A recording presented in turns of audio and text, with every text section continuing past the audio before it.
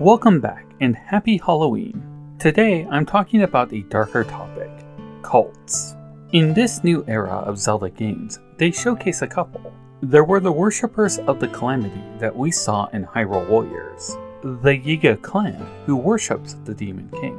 And then there were the ancient priests in the depths who seemed to worship the Bargainer. There is another one to talk about though, one that exists right alongside Hylia, but still remains a cult united under their leader. I am of course talking about the Hudson Construction Company in Tarrey Town. What we see with this company, this town, goes beyond simple employment, and that is why I am calling it a cult. So kick back and relax if you can, because today I am talking about the Cult of Hudson. Part 1. Tarrey Town's founding. Starting things off, we need to talk about the founding of Tarrey Town. In those early days, we can see the budding inspiration for what would later grow into a cult. In Breath of the Wild, there was a beloved quest chain in Hateno for Link to buy a house that was scheduled for demolition. The owner of that company, Bolson, is willing to sell and even renovate the house if Link has the money. More important is that once the house is saved, one of Bolson's workers, Hudson, then heads off to Akala to start up a new settlement. Over in Akala, there is a section of raised land with a single goddess statue on it. There is clearly a relationship that these statues have with settlements, but that's not what we're dealing with today. I'll just say that since there is a goddess statue here, it would seem that the place is ideal for a settlement, perhaps protected by Hylia, and so the foundation of Tarrey Town would be set. It is here that we can see the rigid nature of Hudson kick in. He is dedicated, devoted even, to the requirements of the Bolson Construction Company. He is only willing to accept help to build the town if the individuals have son in their name. And so he asked Link to search far and wide for qualified people. With each new person recruited to the town, it would grow more and more, and eventually the place would start to look like an actual town. The birth of Tarrey Town would be topped off with one final act, for during the recruitment of the quest, Hudson would fall in love with Mattison of the Gerudo. In a touching conclusion to the quest chain, they would wed, but there was a catch to that wedding, for as part of the vows, their children would have to fall in line with the Bolson Construction Company's naming guidelines. Mattison initially objects, but then, surprisingly, the entire town unprompted agrees to these terms. As such, Mattison caves to the peer pressure. This moment, full of joy, of happiness, this was more than the communion of two people in love. This was the birth of something else. It was the foundation of the Cult of Hudson. Part 2. The Cult of Hudson. We need to talk about cults first. A very stripped down version of it is a group of people gathered usually under a charismatic leader. Under that person's guidance, the members are set on some usually spiritual path. There is also a common symbol associated with the organization, such as the heart symbol that we see around the town. What's important here is that there is a leader who has a slavish devotion to a cause, and using his influence over the others, he either coerces or convinces them to go along with it. Work cults are a thing, a type of purity of spirit through working. Consider that all the pieces are here in Tarrey Town. We have a leader who is unflinchingly dedicated to his beliefs. The guidelines of the Bolson Construction Company serve as that foundation. He has a community of people under him, all fitting his criteria, complicit with his views. Later on, we would see that there is even a dress uniform. If we look at Hudson's character, he does seem unusually devoted to building the town, but there is so much more to talk about. You see, after Tarrey Town is open, it starts to draw new people. People who don't have the word son in their names. There are more than a few, but a good example is Grante, who just so happens to be Robbie and Jaren's son. You see, this fellow travels all around Hyrule inspired by his father looking for ancient armors. He ended up resting at Tarrey Town, presumably on the way to meet with his mother and father up north. Little did he know what was in store for him. 6 or so years later, we can find that Grante is now working for the company, and that his name has been changed to Grante's son. I speculated in a past video that he changed his name to qualify for employment with the company, and it turns out my assertion was right on.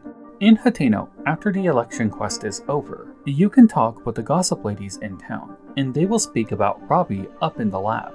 This gossip will mention how Grante had to change his name in order to get work at Tarrey Town.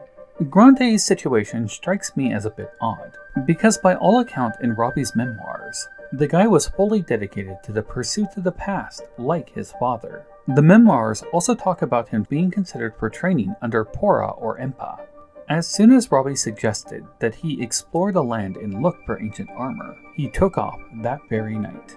It could be that Grante is just an impulsive person who jumps at any opportunity when presented. So imagine what happened when he found himself in a new town that freely welcomed him. In the following years, they would even offer him a home, but with a catch. With the vanishing of the Sheikah technology, perhaps Grante felt there wasn't a need to explore for armors. Or perhaps all of this new Zonai technology didn't appeal to him. I think it is more likely that he was lured into joining the now Hudson Construction Company. The catch to joining that, though, was that he had to rebrand himself as Grante's son. There are many Hudson construction workers that we can meet in Tears of the Kingdom. Given that we know Grante had to change his name, it makes you wonder how many of these guys were forced to append son to their names as well. There is one more interesting tidbit about cult behavior we see. The workers, the townfolk, and so forth, they all use the phrase son and done. It's a cute phrase, but something that seems to have been indoctrinated into them. They have also rebranded themselves, no longer the Bolson Construction Company, but instead the Hudson Construction Company, with of course Hudson as the president. It's not talked about in the game, but I think there was a much bigger reason behind the name change and why Bolson stepped down. Let's go over him next. Before we get to that though, let me quickly ask if you are enjoying the video. If you are, would you please give the video a like and consider subscribing to the channel? I put out a video every week, and subscribing is the best way to get my content in your feed. Now, back to the theory. Part 3. Bolson's Departure. Tarrey Town was ultimately built out of Bolson's Construction Company, and at the end of the quest chain, Bolson himself comes to the town to oversee the wedding. It is also curious why, in Tears of the Kingdom, that Bolson has seemingly moved on, relocated himself from Hateno to Laurelin. Could it be that Bolson wanted to distance himself from what Hudson was creating? Perhaps the two had a falling out, which led to the creation of the Hudson Construction Company. If you ask me, that could absolutely be the case. While there are a number of past NPCs in the game that should recognize Link, Bolson is unusual with his behavior. He doesn't react to Link as though they are acquaintances, something that is rather odd considering that Tarrey Town's side quest in Breath of the Wild is canon. The question then becomes, why is Bolson pretending that he doesn't know Link? The answer is simple.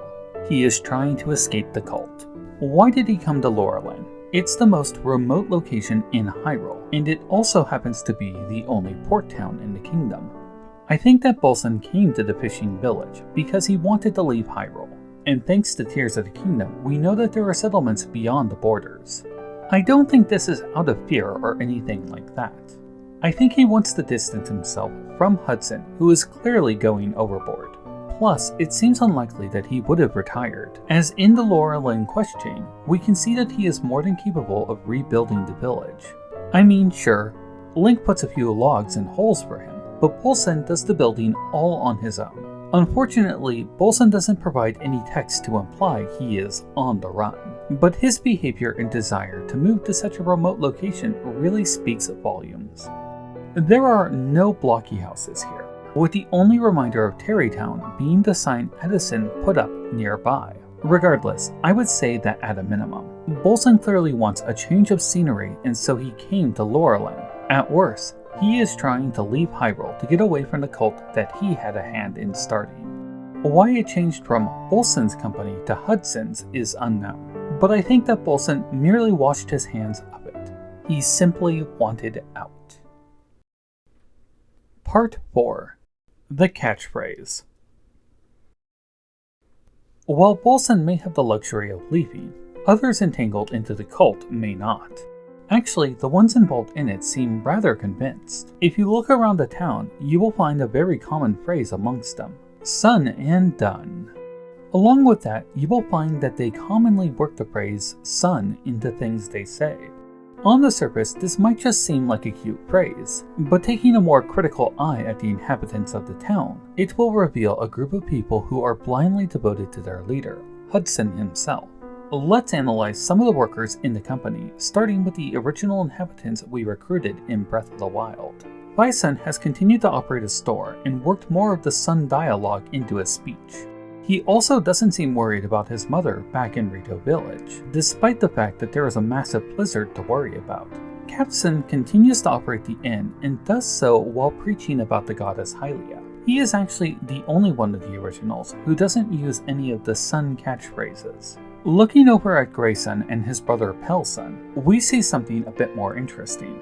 Grayson is now the operator of the rail car and seems rather happy with it. Pelson, as I'm sure you are all aware, has opened his own shop. Now he breaks apart objects while spouting out some of the sun lingo. It would seem that these two have a greater function here, perhaps serving as a liaison for Yonobo-ko on Death Mountain. It's curious that the Gorons who were brought in to work here have sun in their names. We can tell by their uniforms that they are part of Yonobo-ko and not Hudson Construction Company.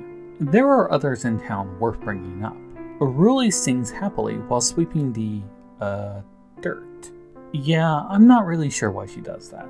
Anyhow, she sings a little Sun and Done song while cleaning, and is of course more than happy to engage in some gossip.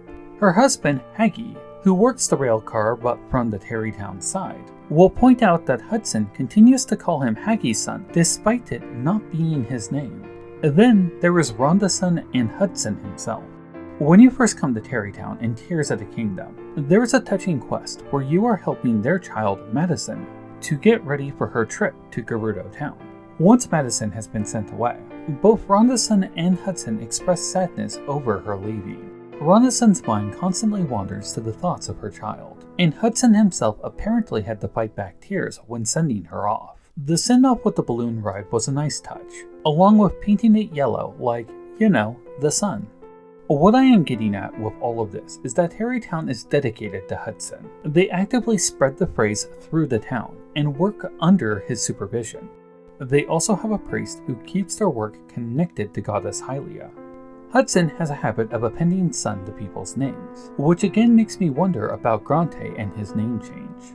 We do see other members of the Hudson Construction Company throughout the game, working on things like the lookout towers.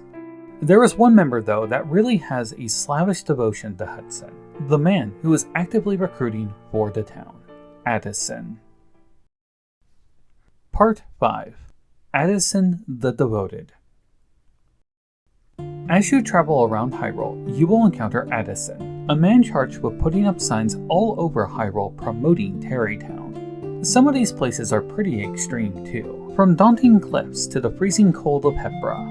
Addison is also completely devoted to the task, freely putting himself in harm's way in order to establish these signs. It gets more interesting though, because as Link helps him, he is rigorously insistent that the sign remain upright, and actively clings to it to support it. I realize of course that this is a goofy minigame designed to test what you can do with Ultra Hand. And yes, I know that you can solve the majority of these with a hover stone or stake. What's important is that they took this minigame and showcased a man who is extremely loyal to Hudson. The way that he speaks about Hudson, how he gets upset if you fail, it all speaks to a person who is, in short, completely obsessed. When you finally help him complete all 88 signs, he admits that you too must be dedicated to Hudson, but make sure that you know nobody is more dedicated than he is. I would entertain the possibility that his obsession with Hudson may be the reason why he was sent away to perform this task. Addison's personality aside, we should be asking what the purpose of these signs are.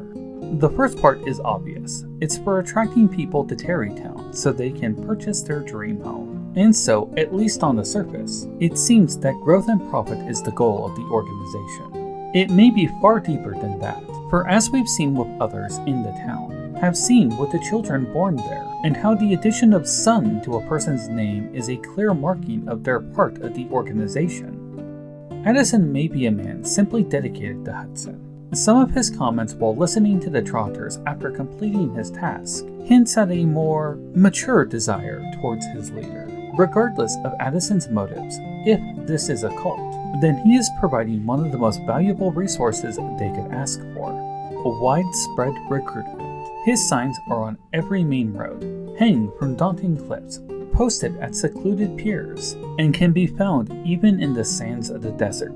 Tarrey Town is calling, and perhaps in the not too distant future, it will surpass every other populated area in the kingdom. Who knows, maybe in the future of this Hyrule, a new capital will be born in Akala.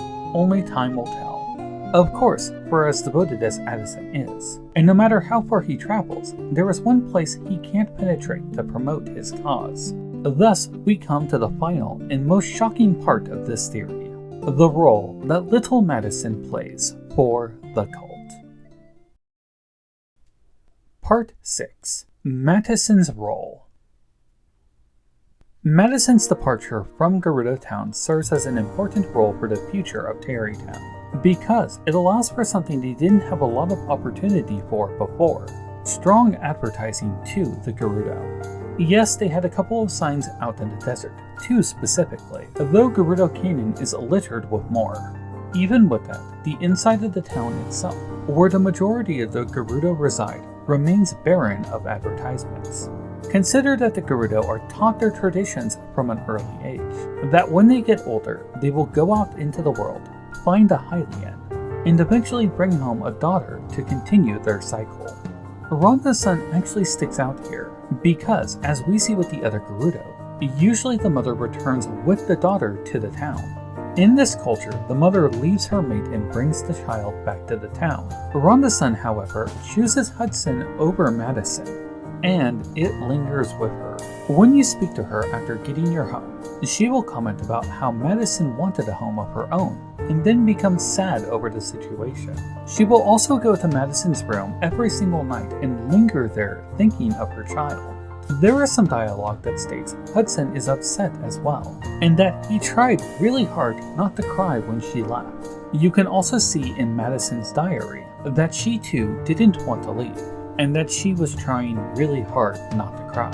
It is clear that the 3 of them are not happy with sending Mattison away, and yet they did so because of what they are building. Tradition is one thing, but it is also something that we can break. In fact, Rhonda's son may be doing that already by staying with Hudson. Perhaps she is simply that devoted to him. Mattison's purpose in Gerudo Town would seem to be that important. So what happens when she gets there? While using the charming Hudson Company dialect, she actively plays with the other Gerudo children. She is more than happy to show others the balloon that she brought to the town with her, which happens to be a sample of the craftsmanship of the Hudson Construction Company. I think that the most telling thing, though, is that when she is playing with her best friend, she will want to play Hudson Construction and sing the songs of Tarrey Town. Is Mattison's behavior just a child doing childish things? Or did her mother and father strategically plant their child in Gerudo Town to spread the concepts of the Hudson Construction cult to them? I think it is a very real possibility. If they are using their child for that, well, I'll let you make your own moral judgments. I certainly have made my own.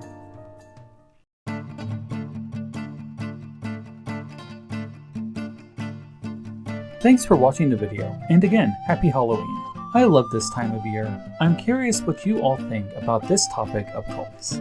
Do you think that I'm onto something? That the behavior in Tarrey Town fills that criteria? How about the decision to send Mattison away to Gerudo Town? Let me know what your thoughts are in the comments below. If you haven't done so already, a like and subscribe go a long ways. It's the best way that you can support the channel given that Zelda content is slumping right now in the algorithm. If you can do more, consider joining my Patreon or becoming a channel member.